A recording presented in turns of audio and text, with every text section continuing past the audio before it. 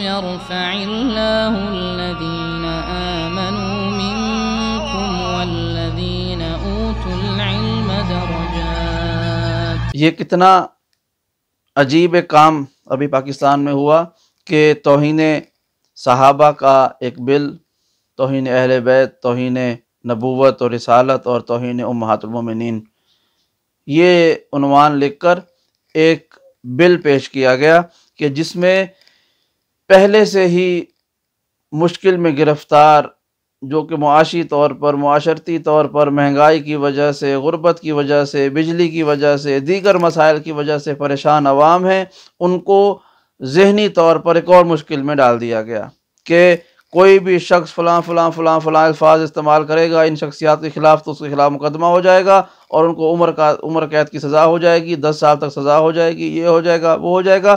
یہ جانتے ہوئے کہ پہلے بھی اس طرح کے قوانین کا غلط استعمال ہو چکا ہے، اپنی ذاتی دشمنیاں لوگ نکالنے کے لیے توہین نبوت اور رسالت کا یا توہین صحابہ کا الزام لگا دیتے تھے۔ پوری بستیاں جلا دی گئیں عیسائیوں کی، مومنوں کے، شیعوں کے بازاروں میں، امام بارگاہوں میں، جلوسوں میں بم مارے گئے۔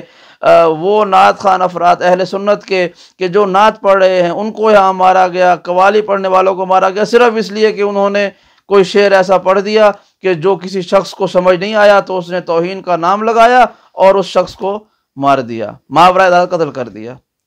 تو اب ان قانون بنانے والوں سے ایک سوال ہے کہ ہمارے پاس وہ واقعہ موجود ہے کہ جب فتح مکہ ہو چکی تو لوگ جو مجرم تھے وہ جوک در جوک ہاتھ باندھے ہوئے، ندامت کے ساتھ سر کو جھکائے ہوئے رسالت مآب کی بارگاہ میں آ رہے تھے، کلمہ پڑھ رہے تھے۔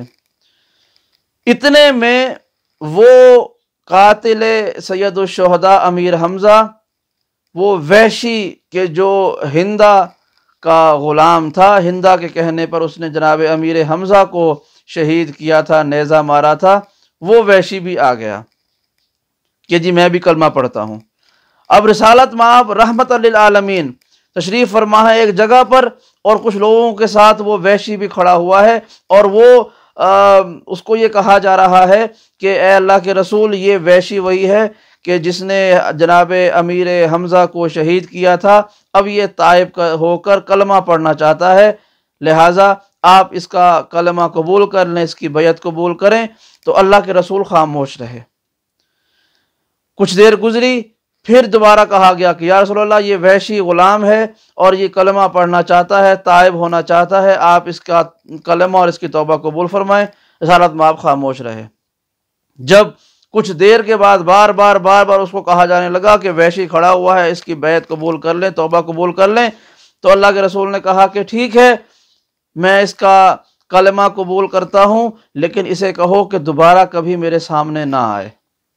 میرے سامنے آئے گا تو مجھے اپنے چچا کیا، لہذا یہ میرے سامنے نہ آئے۔ یہ کہہ کے وہ چلا گیا اور دوبارہ کبھی وہ شخص رسالت مآب کے سامنے نہیں آیا۔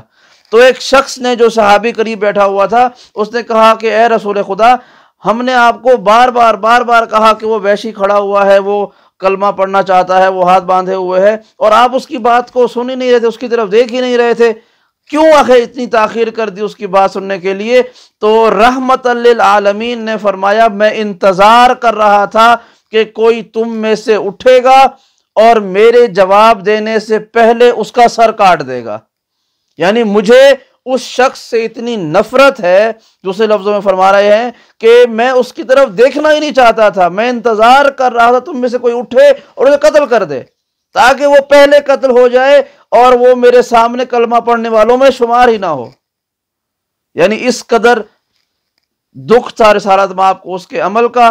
اب ہم نے کچھ عرصے کے بعد دیکھا تو ہمارے بعض افراد لکھتے نظر آتے ہیں حضرت سیدنا وحشی رضی اللہ تعالیٰ عنہ۔ کیوں؟ چونکہ وہ جو صحابیت کی ڈیفینیشن ہے اس میں وہ پورا اترتا ہے۔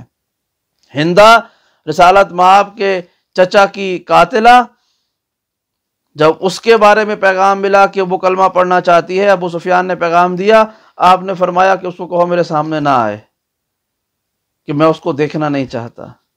یعنی وہ افراد اور اس طرح کے بہت سے افراد ہیں جو آپس میں لڑتے بھی رہے، رسالت مآب کے کو اذیتیں پہنچانے والے تھے، اور ان کی زندگی میں اور اس کے بعد بھی تو ہمیں اب یہ سمجھ نہیں آ رہی کہ ہم کس کو رضی اللہ کہیں، امیر حمزہ کو یا ان کے قاتل کو؟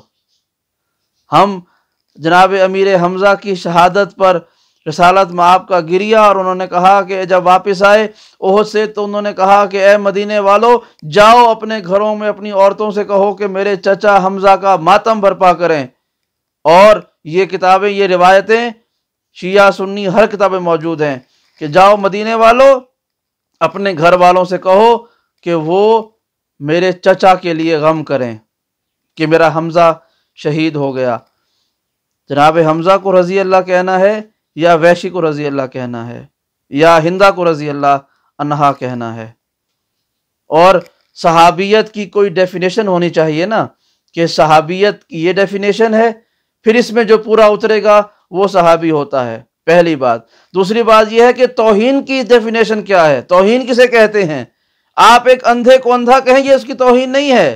ہاں سخت بات ہے یہ کہ آپ کسی کے منہ پر اس کے ذات والا عیب بیان نہ کریں، کرنا بھی نہیں چاہیے، اندھے کے سامنے اس کو اندھا نہیں کہنا چاہیے۔ لیکن اگر کہیں محفل میں بات ہو رہی ہو اور وہ شخص کہے کہ میں گواہی دیتا ہوں، تب تو یہ کہنا پڑے گا نا کہ وہ تو اندھا ہے، وہ کیسے گواہی دے سکتا ہے؟ تو اندھے کو اندھا کہنا تو توہین نہیں ہے نا۔ تو توہین کی ڈیفینیشن کیا ہے؟ اب توہین کا معاملہ کیا ہوتا ہے؟ معاملہ یہ ہوتا ہے کہ مثلا ایک کتاب میں لکھا ہوا ہے، اہل سنت کی کتابوں میں سینکڑوں حوالوں کے ساتھ، کہ جناب سیدہ کے دروازے پر حاکم دوم، کہ جو اس وقت حاکم اول کے مشیر تھے، وہ آگ لے کر آئے، انہوں نے دھمکیاں دی، انہوں نے دروازے کو جلایا، انہوں نے ظلم و ستم کیے۔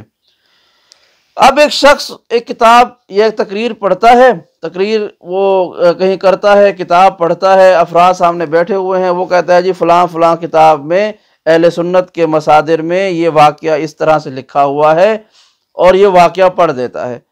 اس پہ توہین بن جاتی ہے۔ بھائی وہ اپنی طرف سے کچھ نہیں کہہ رہا، وہ آپ کی کتاب پڑھ رہا ہے کہ جو آپ نے لکھا ہوا ہے۔ اب اگر ایک کوئی شخص یہ کہے کہ اللہ کے رسول اپنی کسی بیوی کو کندھے پہ اٹھا کر حبشیوں کا ناچ دکھانے کے لیے لے جاتے تھے، تو یہ کتابوں میں لکھا ہوا ہے، آپ کی معتبر صحیح ترین کتابوں میں۔ اگر کوئی مومن، کوئی شیعہ، کوئی مسلمان، کوئی سنی، کوئی بھی شخص محقق اس واقعے کو پڑھتا ہے، اس پہ توہین بن جاتی ہے۔ توہین تو جب ہے کہ وہ کوئی ایسا واقعہ اپنی طرف سے اختراع کرے کہ جو کتابوں میں نہ ملتا ہو۔ ایک شے، ایک واقعہ آپ کے یہاں ملتا ہے اور معتبر طریقے سے ملتا ہے، اس پہ کوئی رد نہیں ہے، تو بھائی دو ہی طریقے ہیں، یا تو اپنی صحائح ستہ میں سے ان تمام واقعات کو نکالیں، ان کے نام کے آگے سے الصحیح نکالیں کہ یہ صحیح کتابیں نہیں ہیں، ان کو صحائح ستہ نہ کہا جائے، ان کی چھانٹی کریں، ان کو مختصر کریں، ان میں سے وہ سارا مواد نکالیں کہ جو توہین پر مبنی ہے آپ کی نظر میں۔ پھر اس کے بعد کہیں کہ اب سے یہ کتاب ہے، یہ نیا ورژن ہے، اس کو اب جو پڑھنا چاہے پڑھے، پھر تو قانون الگ ہے۔ لیکن کتابیں بھی وہی ہیں، بازاروں میں مل بھی رہی ہیں، ترجمے بھی ہو رہے ہیں، ہو بھی چکے ہیں، ساری دنیا میں رائج ہیں۔ ایک شخص بیچارہ اس کتاب کو، اس کا ریفرنس پڑھ کے دنیا کے سامنے رکھتا ہے، اس کے اوپر توہین کا مقدمہ ہو جاتا ہے۔ یہ کتنے ظلم کی بات ہے۔ کیا آپ کی کتاب میں یہ نہیں لکھا ہوا کہ پروردگار اپنی ٹانگ جہنم میں ڈالے گا؟ اب اگر اس بات کو کوئی عیسائی مثلاً پڑھ دیتا ہے، کوئی ہندو پڑھ دیتا ہے کہ بھائی آپ کا تو یہ عقیدہ ہے کہ آپ کا خدا جہنمی ہے، نعوذ باللہ، جہنم میں ٹانگ ڈالے گا، جا کے اس کا گھر جلا کے آ جائیں گے۔ آپ اس پڑھنے والے کو کیوں مار رہے ہیں؟ جس نے لکھا ہے اس کو ماریں، اس کی مذمت کریں، اس کتاب کو اٹھا کے ڈسکارڈ کر دیں کہ ہمارے سے کوئی تعلق نہیں ہے۔ یہ تو ہوگی پہلی بات۔ دوسری بات یہ ہے کہ کسی کا اقرار، کسی ایک شے کا اقرار، اگر وہ آپ کے کسی نظریے کا انکار بن جاتا ہے تو اس کو بھی تحمل کے ساتھ قبول کریں۔ مثلا شیعان اہل بیت جو ہیں، کم سے کم میں اپنی بات کر سکتا ہوں، شیعان اہل بیت کہ جن کو جعفری کہتے ہیں، امامیہ کہتے ہیں، اہل بیت والے کہتے ہیں، کوئی بھی ان کا نام رکھ دیں آپ، ہمارا کلیئر کٹ، واضح اور ڈنکے کی چوٹ پر یہ عقیدہ ہے کہ ہم رسالت مآب صلی اللہ علیہ وآلہ وسلم کے بعد اس کائنات میں سب سے افضل مولا کائنات امیر المومنین علی ابن ابی طالب کو مانتے ہیں۔ اب اگر ہم علی ابن ابی طالب کو محمد مصطفیٰ صلی اللہ علیہ وآلہ وسلم کے بعد سب سے افضل مانتے ہیں، اور اس عقیدے کی وجہ سے آپ کے نظریات کو ٹھیس پہنچتی ہے، تو آپ کو اپنا ظرف بڑا کرنا چاہیے۔ ہم اپنا عقیدہ نہیں چھوڑ سکتے۔ اگر آپ کی نظر میں کوئی اور افضل ہے تو آپ مانتے رہیں۔ ہم نے کب کہا کہ آپ نہ مانیں؟ آپ کو جس کا دل کرتا ہے مانیں، ہمیں کیا مسئلہ ہے؟ ہم مولا کائنات کے برابر کسی کو نہیں سمجھتے۔ رسالت مآب کے بعد اس کائنات میں سب سے افضل علی ابن ابی طالب ہیں، حتیٰ کہ انبیاء سے بھی، رسول سے بھی، فرشتوں سے بھی، جنات سے بھی۔ سب سے افضل کائنات میں خالق اکبر ہے، پروردگار کی ذات ہے۔ خالق اکبر کے بعد وہ رسول اکبر ہے کہ جو تمام انبیاء اور رسول اور مخلوقات میں سب سے افضل ہے، اس کا نام محمد مصطفیٰ ہے صلی اللہ علیہ وآلہ وسلم۔ اور ان کے بعد علی ابن ابی طالب علیہ السلام کا درجہ ہے، ہم ان کے برابر اور کسی کو نہیں مانتے۔ پھر مولا کائنات کے بعد ان کی اولاد ہے امام حسن مجتبیٰ اور امام حسین، اور پھر امام حسین کی نسل میں جو ہمارے معصوم ائمہ ہیں۔ چونکہ ان تک بات نہیں ہے تو لہٰذا میں بھی ابھی یہیں پہ رکا ہوا ہوں۔ مولا کائنات سے افضل ہم رسالت مآب کے علاوہ کسی کو نہیں مانتے۔ اگر آپ کسی کو مانتے ہیں تو مانتے رہیں۔ ہم نے کب کہا ہے کہ جو علی کو افضل نہیں مانتا وہ علی کی توہین کر رہا ہے؟ کیونکہ مولا کائنات کو آپ کچھ بھی نہ مانے، علی کی توہین نہیں ہوتی ہے، کیونکہ توہین تو اس کی ہوگی جسے آپ لوگوں نے بنایا ہے، جسے اللہ نے عزت دی ہے، جسے اللہ نے سب سے افضل بنایا ہے۔ اسے کوئی مانے یا نہ مانے اس کی ذات میں فرق نہیں پڑتا۔ جیسے پروردگار ہے، وہ خالق اکبر ہے، وہ سب سے بڑا ہے، ہندو نہیں مانتے اس کو واحد، تو کیا مطلب ہے؟ خدا کی توہین ہو گئی ہے یا خدا کی شان میں کمی ہو گئی ہے؟ نہیں کمی ہوئی۔ کوئی مانے یہ اس کی مرضی ہے، کوئی نہ مانے یہ اس کی مرضی ہے۔ تو جسی طرح سے محمد مصطفیٰ ہے، نبی کریم ہے، پروردگار نے سارے انبیاء میں سے سب سے افضل محمد مصطفیٰ کو بنایا ہے صلی اللہ علیہ وآلہ وسلم کو۔ کوئی نہیں مانتا تو نہ مانے، اس کے نہ ماننے سے سرور عالم کی شان میں کمی نہیں ہوتی ہے۔